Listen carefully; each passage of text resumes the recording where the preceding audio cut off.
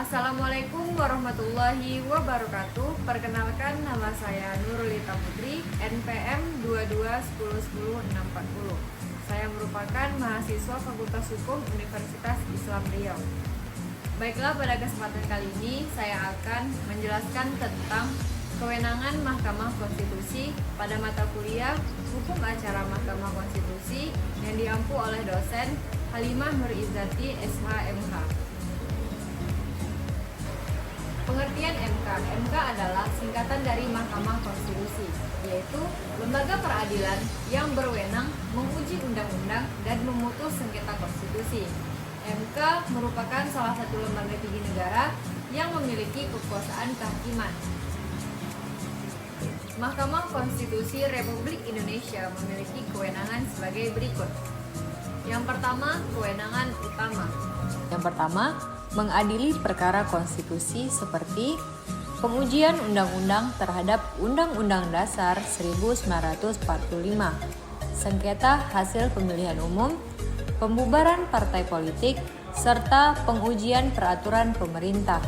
Yang kedua, mengadili perkara pelanggaran hak asasi manusia atau HAM yang berat.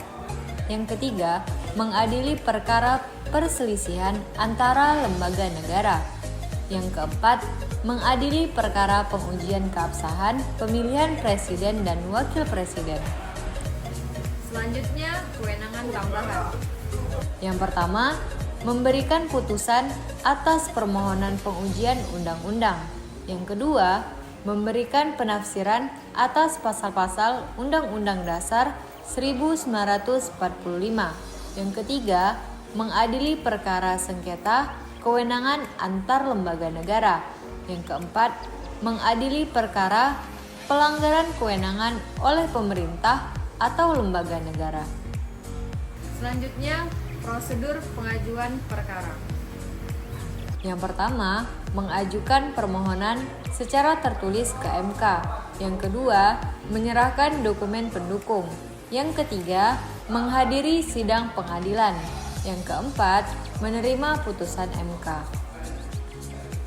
Mahkamah Konstitusi atau MK Republik Indonesia adalah lembaga negara yang memiliki wewenang untuk mengadili perkara-perkara konstitusi, seperti karakteristiknya.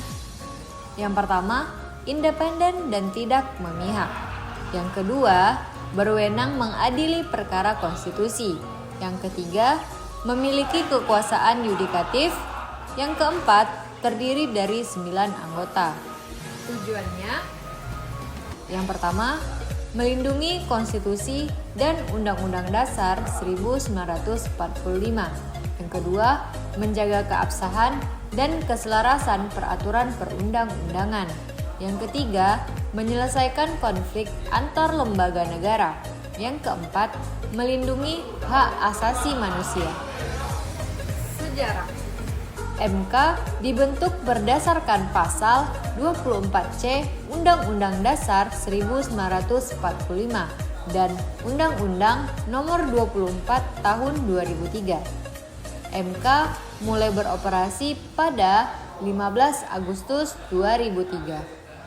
Berikut adalah sejarah Mahkamah Konstitusi atau MK Indonesia. Sejarah berdirinya lembaga Mahkamah Konstitusi atau MK diawali dengan diadopsinya ide MK atau Constitutional Court dalam amandemen konstitusi yang dilakukan oleh Majelis Permusyawaratan Rakyat atau MPR pada tahun 2001. Sebagaimana dirumuskan dalam ketentuan pasal 24 ayat 2, pasal 24C, dan pasal 7B Undang-Undang Dasar 1945 hasil perubahan ketiga yang disahkan pada 9 November 2001. Ide pembentukan MK merupakan salah satu perkembangan pemikiran hukum dan kenegaraan modern yang muncul di abad ke-20. Setelah disahkannya perubahan ketiga Undang-Undang Dasar 1945, maka dalam rangka menunggu pembentukan MK, MPR menetapkan Mahkamah Agung atau MA menjalankan fungsi MK untuk sementara, sebagaimana diatur dalam pasal 3 Aturan Peralihan Undang-Undang Dasar 1945 hasil perubahan keempat. DPR dan pemerintah kemudian membuat rancangan undang-undang mengenai Mahkamah Konstitusi. Setelah melalui pembahasan mendalam, DPR dan pemerintah menyetujui secara bersama Undang-Undang Nomor 24 Tahun 2003 tentang Mahkamah Konstitusi pada 13 Agustus 2003 dan disahkan oleh Presiden pada hari itu, atau Lembaran Negara Nomor 98 dan tambahan Lembaran Negara Nomor 4316. 2 hari kemudian, pada tanggal 15 Agustus 2003, Presiden melalui Keputusan Presiden Nomor 147 per M tahun 2003 Hakim Konstitusi untuk pertama kalinya yang dilanjutkan dengan pengucapan sumpah jabatan para Hakim Konstitusi di Istana Negara dan pada tanggal 16 Agustus 2003. Lembaran perjalanan MK selanjutnya adalah pelimpahan perkara dari MA ke MK pada tanggal 15 Oktober 2003 yang menandai mulai beroperasinya kegiatan MK sebagai salah satu cabang kekuasaan kehakiman menurut ketentuan Undang-Undang Dasar 1945. Periode sebelum kemerdekaan. Yang pertama, pengaruh kolonial Belanda membentuk sistem hukum di Indonesia. Yang kedua, pembentukan Raad van Justitie tahun 1817 sebagai lembaga peradilan tertinggi. Periode kemerdekaan tahun 1945 sampai 1959. Yang pertama, proklamasi kemerdekaan Indonesia pada tanggal 17 Agustus 1945. Kedua, pembentukan Badan Penyelidik Usaha-Usaha Persiapan Kemerdekaan atau BPUPK yang membahas konstitusi. Yang ketiga, pembentukan Panitia Persiapan Kemerdekaan Indonesia atau PPKI yang menetapkan Undang-Undang Dasar 1945. Periode konstitusi tahun 1959 sampai 1966. Yang pertama, pembentukan Mahkamah Agung atau MA sebagai lembaga peradilan tertinggi. Yang kedua, pelaksanaan Undang-Undang Dasar 1945 secara utuh. Periode Orde Baru 1966 sampai 1998. Yang pertama, pembentukan Mahkamah Agung sebagai lembaga peradilan tertinggi. Yang kedua, peran MA dalam menguji undang-undang terhadap Undang-Undang Dasar 1945 terbatas. Periode Reformasi tahun 1998 sampai 2003. Yang pertama, amandemen Undang-Undang Dasar 1945 tahun 1999 sampai 2002 yang memperkuat kedudukan konstitusi.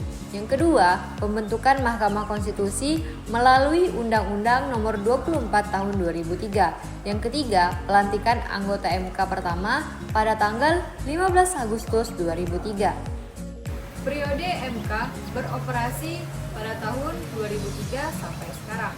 Yang pertama, MK mulai mengadili perkara konstitusi pada tahun 2003. Yang kedua, pengujian undang-undang terhadap Undang-Undang Dasar 1945. Yang ketiga, penyelesaian sengketa hasil pemilihan umum. Yang keempat, pengembangan jurisprudensi konstitusi. Tokoh penting. Pertama, Profesor Dr. Jimli Asidiki atau yang disebut dengan Ketua MK pertama. Yang kedua, Profesor Dr. Muhammad Mahfud MD yang disebut sebagai Ketua MK kedua. Yang ketiga, Arif Hidayat yang disebut sebagai Ketua MK ketiga. Berikut penjelasan lebih detail tentang sejarah Mahkamah Konstitusi atau MK Indonesia. Periode sebelum kemerdekaan pada tahun 1817 sampai 1945. Yang pertama, pengaruh kolonial Belanda. Sistem hukum di Indonesia dipengaruhi oleh hukum Belanda. Yang kedua, Raad van Justitie tahun 1817. Lembaga peradilan tertinggi dibentuk untuk mengadili perkara-perkara hukum. Yang ketiga, peraturan hukum tahun 1848. Belanda menerbitkan peraturan hukum yang berlaku di Indonesia. Periode kemerdekaan pada tahun 1945 sampai 1959. Yang pertama, Proklamasi Kemerdekaan pada tanggal 17 Agustus 1945, Indonesia Merdeka. Yang kedua, BPUPK tahun 1945, Badan Penyelidik Usaha-Usaha Persiapan Kemerdekaan membahas konstitusi. Yang ketiga, PPKI tahun 1945, Panitia Persiapan Kemerdekaan Indonesia menetapkan Undang-Undang Dasar 1945. Yang keempat, Konstitusi Republik Indonesia tahun 1949, Konstitusi pertama Indonesia. Periode konstitusi pada tahun 1959 sampai 1966. Yang pertama, pembentukan Mahkamah Agung tahun 1950 sebagai lembaga peradilan tertinggi. Yang kedua, pelaksanaan Undang-Undang Dasar 1945. Konstitusi dilaksanakan secara penuh. Yang ketiga, peran MA dalam menguji undang-undang, yaitu terbatas. Periode Orde Baru pada tahun 1966 sampai 1998. Yang pertama, pembentukan Mahkamah Agung atau lembaga peradilan tertinggi. Yang kedua, peran MA dalam menguji undang-undang masih terbatas. Yang ketiga, pengaruh politik. Pengaruh politik kuat dalam pengambilan keputusan hukum. Periode Reformasi pada tahun 1998 sampai 2003. Pertama, amandemen Undang-Undang Dasar 1945 tahun 1999 sampai 2002. Perkuatan kedudukan konstitusi. Yang kedua, pembentukan Mahkamah Konstitusi. Undang-Undang Nomor 24 Tahun 2003. Yang ketiga, pelantikan anggota MK pertama pada tanggal 15 Agustus 2003. Periode MK beroperasi pada tahun 2003 sampai sekarang. Yang pertama, pengujian undang-undang terhadap Undang-Undang Dasar 1945. Yang kedua, penyelesaian sengketa hasil pemilihan umum. Yang ketiga, pengembangan jurisprudensi konstitusi. Yang keempat, perlindungan hak asasi manusia. Kedudukan Mahkamah Konstitusi dalam kekuasaan kehakiman. Mahkamah Konstitusi atau MK merupakan lembaga yang berkedudukan sebagai lembaga tinggi negara. Dengan demikian, kedudukan Mahkamah Konstitusi sejajar dengan MPR, DPR, DPD, Presiden, BPK, dan Mahkamah Agung atau MA. Sebagai lembaga baru, MK merupakan salah satu pelaksana kekuasaan kehakiman di samping MA. Pasal 24 ayat 2 Undang-Undang Dasar 1945 menyatakan kekuasaan kehakiman dilakukan oleh sebuah Mahkamah Agung dan badan peradilan yang berada di bawahnya dalam lingkungan peradilan umum, lingkungan peradilan agama, lingkungan peradilan militer, lingkungan peradilan tata usaha negara, dan oleh sebuah Mahkamah Konstitusi. Mahkamah Konstitusi atau MK memiliki kedudukan yang strategis dalam sistem ketatanegaraan Indonesia. Berikut adalah kedudukan dan peran MK. Kedudukan konstitusional. 1. Lembaga negara independen. Pasal 24C Undang-Undang Dasar 1945. 2. Salah satu cabang kekuasaan negara yaitu eksekutif, legislatif, dan yudikatif. Yang ketiga, berwenang mengadili perkara konstitusi. Kedudukan hukum. Yang pertama, setara dengan Mahkamah Agung atau MA. Yang kedua, berwenang menguji undang-undang terhadap Undang-Undang Dasar 1945. Yang ketiga, mengadili perkara pelanggaran hak asasi manusia. Kedudukan politik. Yang pertama, mengawasi pelaksanaan konstitusi. Yang kedua, menjaga keseimbangan kekuasaan negara. Yang ketiga, melindungi hak-hak warga negara. Peran dan fungsi. Yang pertama, menguji undang-undang terhadap Undang-Undang Dasar 1945. Yang kedua, menyelesaikan sengketa hasil pemilihan umum. Yang ketiga, mengadili perkara pembubaran partai politik. Yang keempat, menyelesaikan perselisihan antara lembaga negara. Yang kelima, mengadili perkara pelanggaran hak asasi manusia. Yang keenam, memberikan putusan atas permohonan pengujian undang-undang. Yang ketujuh, menafsirkan pasal-pasal Undang-Undang Dasar 1945. Fungsi atau tugas dan wewenang Mahkamah Konstitusi. Mengacu pada Undang-Undang Dasar 1945, MKRI bertugas mengadili perkara-perkara tertentu sesuai kewenangannya sebagai cabang kekuasaan yudikatif. Lembaga peradilan yang satu ini harus mampu mengawal tegaknya penerapan konstitusi melalui sistem peradilan modern dan terpercaya. MKRI juga bertugas meningkatkan pemahaman masyarakat akan hak konstitusionalnya. Secara lebih terperinci, tugas Mahkamah Konstitusi diantaranya menguji undang-undang terhadap Undang-Undang Dasar 1945, memutus sengketa kewenangan lembaga negara yang kewenangannya diberikan oleh Undang-Undang Dasar 1945, memutus pembubaran partai politik hingga memutus perselisihan dari hasil pemilihan umum. Lembaga peradilan ini juga menangani kasus-kasus pelanggaran konstitusi di jajaran eksekutif. Mahkamah Konstitusi memiliki fungsinya sendiri.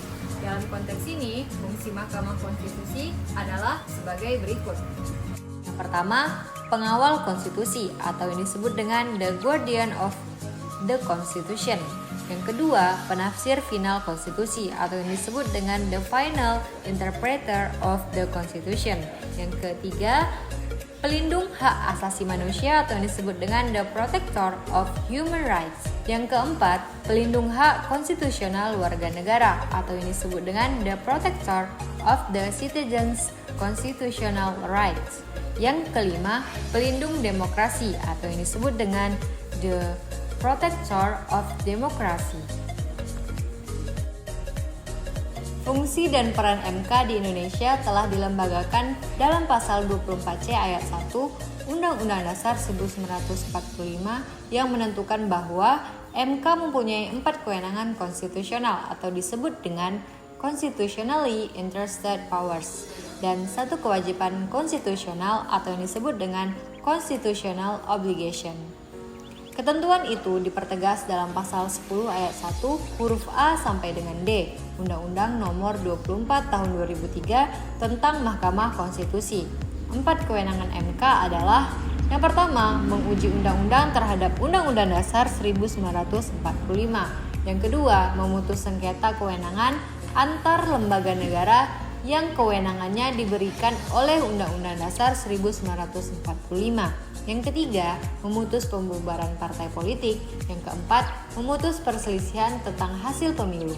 Sementara berdasarkan pada pasal 7 ayat 1 sampai dengan 5 dan pasal 24C ayat 2 Undang-Undang Dasar 1945 yang ditegaskan dalam pasal 10 ayat 2 Undang-Undang Nomor 24 Tahun 2003, kewajiban MK adalah memberi keputusan atas pendapat DPR bahwa presiden dan atau wakil presiden telah melakukan pelanggaran hukum atau perbuatan tercela atau tidak memenuhi syarat sebagai presiden dan atau wakil presiden sebagaimana dimaksud dalam Undang-Undang Dasar 1945.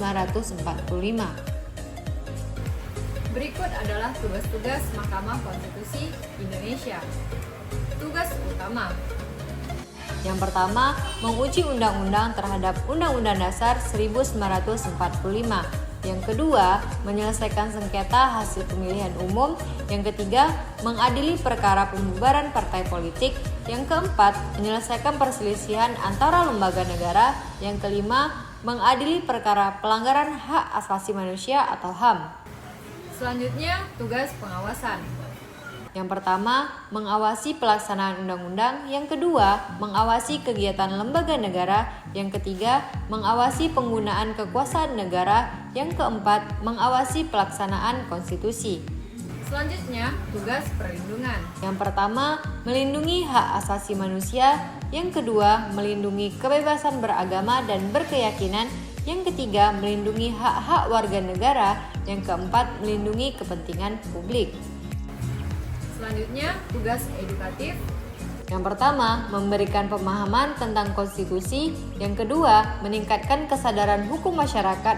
Yang ketiga, mengembangkan ilmu hukum konstitusi. Yang keempat, memberikan pendidikan hukum kepada masyarakat. Dan tugas lainnya, Pertama, menafsirkan pasal-pasal Undang-Undang Dasar 1945. Yang kedua, memberikan putusan atas permohonan pengujian undang-undang. Yang ketiga, mengembangkan jurisprudensi konstitusi. Yang keempat, mengadakan penelitian dan pengembangan hukum.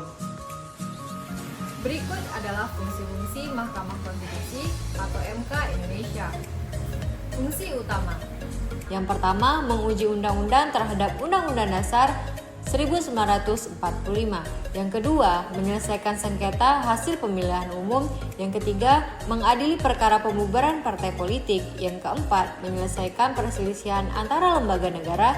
Yang kelima, mengadili perkara pelanggaran hak asasi manusia atau HAM. Fungsi tambahan. Yang pertama, menafsirkan pasal-pasal Undang-Undang Dasar 1945. Yang kedua, memberikan putusan atas permohonan pengujian undang-undang. Yang ketiga, mengawasi pelaksanaan konstitusi. Yang keempat, menjaga keseimbangan kekuasaan negara. Yang kelima, melindungi hak-hak warga negara. Fungsi pengawasan. Yang pertama, mengawasi pelaksanaan undang-undang. Yang kedua, mengawasi kegiatan lembaga negara. Yang ketiga, mengawasi penggunaan kekuasaan negara. Fungsi perlindungan. Yang pertama, melindungi hak asasi manusia. Yang kedua, melindungi kebebasan beragama dan berkeyakinan. Yang ketiga, melindungi hak-hak warga negara. Fungsi edukatif. Pertama, memberikan pemahaman tentang konstitusi. Yang kedua, meningkatkan kesadaran hukum masyarakat. Yang ketiga, mengembangkan ilmu hukum konstitusi. Baiklah, cukup sekian penjelasan dari saya. Lebih dan kurangnya saya mohon maaf. Wassalamualaikum warahmatullahi wabarakatuh.